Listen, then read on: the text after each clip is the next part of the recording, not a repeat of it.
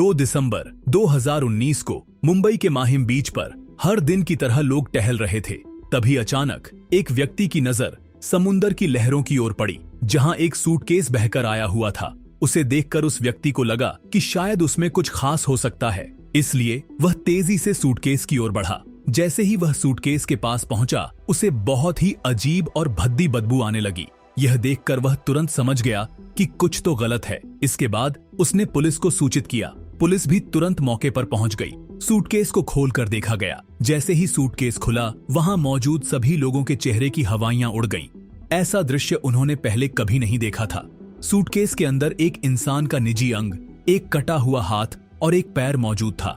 यह देखना बेहद डरावना और विचलित करने वाला था। सबसे बड़ी बात यह थी कि वह सूटकेस समुंदर की लहरों के साथ बहकर किनारे पर आया था। उसकी कोई पहचान नहीं थी और न ही कोई सुराग मिल रहा था। इस वजह से पुलिस के लिए यह एक बड़ी चुनौती बन गई थी। उन्हें यह पता लगाना था कि आखिरकार यह व्यक्ति कौन था और उसके साथ ऐसा जघन्य अपराध किसने और क्यों किया। यह घटना किसी सीआईडी के एपिसोड से कम नहीं लगती, क्योंकि जिस तरीके से पुलिस इस केस को सुलझाती है वह वाकई में काबिले तारीफ है। आइए शुरू से जानते हैं इस कहानी को और देश दुनिया की डार्क रियलिटी को समझते हैं। जैसा कि पुलिस सूटकेस खोलकर देखती है, उसमें एक हाथ, एक पैर और पॉलिथीन में लिपटा हुआ प्राइवेट पार्ट मिलता है। केवल इतने से मृतक की पहचान करना काफी कठिन था, परंतु सूटकेस में एक ऐसी चीज थी जिसने इस पूरे केस को सुलझाने में अहम भूमिका निभाई। दरअसल सूटकेस में कुछ कपड़े भी थे, जिन्हें इस तरीके से रखा गया था कि बॉडी से निकलने वाला रक्त उन्हीं कपड़ों में सिमट जाए। कपड़ों की तलाशी ली गई, जिसमें एक पैंट, टी शर्ट और एक शर्ट मिली। हालांकि इनमें से भी कोई खास सुराग नहीं मिला। फिलहाल पुलिस ने मछुआरों को बुलाकर आदेश दिया कि समुद्र में जाकर ऐसे ही सूटकेस या किसी बैग की तलाश करें। ऐसा इसलिए किया गया क्योंकि यह संभावना थी कि पास में ही बाकी शरीर के हिस्से किसी अन्य सूटकेस या बैग में मिल सकते हैं। काफी मशक्कत करने के बावजूद मछुआरों को कुछ भी हाथ नहीं लगा। इसके बाद सबसे पहले उस सूटकेस को अस्पताल भेज दिया गया। शर्ट पर लिखा था ऑल्मो मैन्स वेयर और यही टैग इस केस को सुलझाने में बहुत बड़ी भूमिका निभाता है। अब क्राइम ब्रांच ऑल्मो मैन्स वेयर का पता लगाने में जुट जाती है। थोड़ी और जांच पड़ताल के बाद यह पता चलता है कि यह दुकान मुंबई के कुर्ला पश्चिम बेलगामी रोड पर स्थित है। बिना किसी देरी के क्राइम ब्रांच के अधिकारी उस दुकान पर पहुंचते हैं और उन्होंने दर्जी को शर्ट दिखाते हुए पूछा, क्या आपने यह शर्ट सिली है? क्योंकि टैग तो आपकी दुकान का ही है। दर्जी ने जवाब दिया, यह टैग हमारी दुकान का ही है। अगर यह शर्ट हमने सिलाई है तो इसका रिकॉर्ड हमारे पास जरूर होगा। इसके बाद दर्जी ने एक बड़ी रजिस्टर बुक निकाली, जिसमें वह हर ग्राहक के कपड़े के टुकड़े के साथ उनका नाम भी लिखकर रखता था। थोड़ी देर की खोजबीन के बाद पुलिस द्वारा लाई गई शर्ट के कपड़े से मेल खाता हुआ एक टुकड़ा मिल जाता है।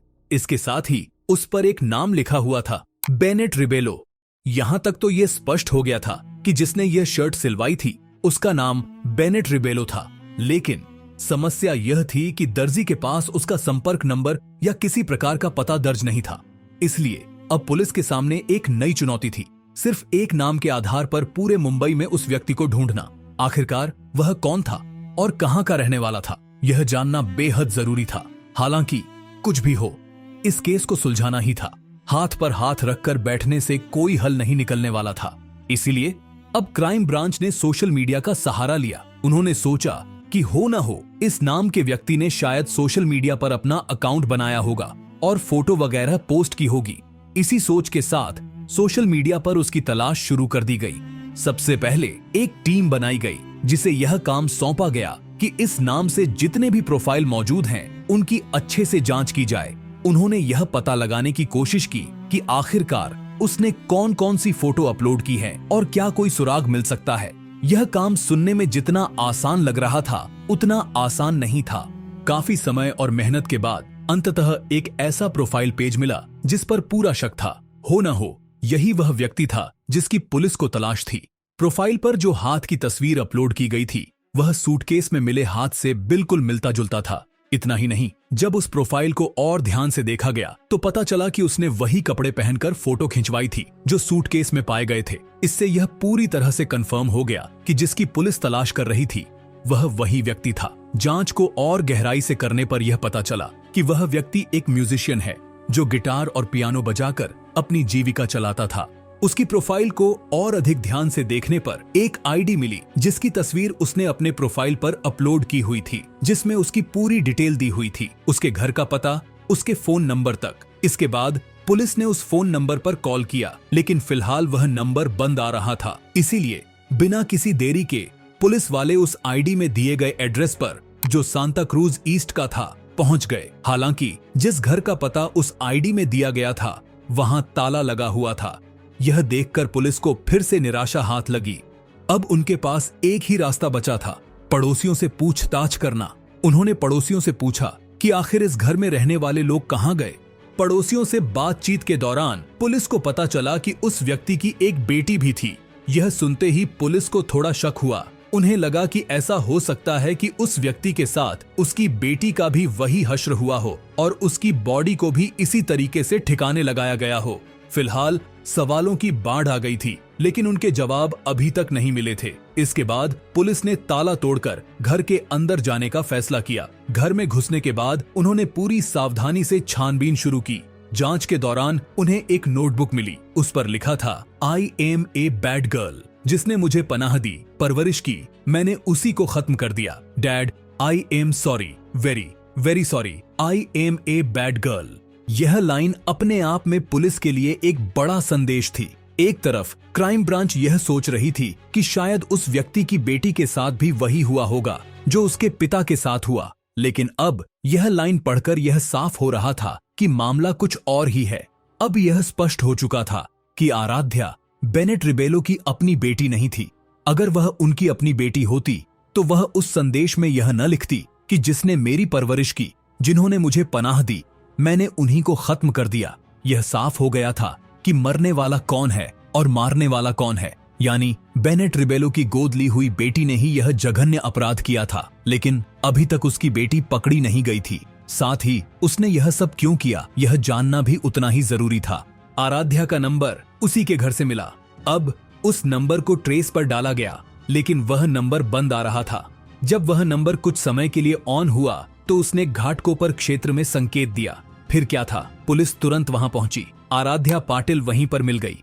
पुलिस वालों को देखकर आराध्या पाटिल घबराई जरूर, लेकिन उसने खुद को संभाल लिया। जब पुलिस वालों ने उससे सवाल किया, तुम अपने घर को छोड़कर यहाँ पर क्यों रह रही हो, तुम यहाँ क्या कर रही हो, और तुम्हारे पिता यानी बेनेट रिबेलो कहाँ हैं? लड़की ने जवाब दिया, मेरे पिताजी म्यूजिक के सिलसिले में देश से बाहर गए हुए हैं। मैं घर पर अकेली नहीं रह सकती थी, इसलिए अपने दोस्तों के साथ यहाँ रह रही हूँ। लेकिन जब पुलिस ने वह नोटबुक दिखाया जिसमें सॉरी वगैरह लिखा हुआ था, तो आराध्या तुरंत समझ गई कि पुलिस को सारी सच्चाई पता चल चुकी है। उसने महसूस किया कि अब सच छुपाने का कोई फायदा नहीं।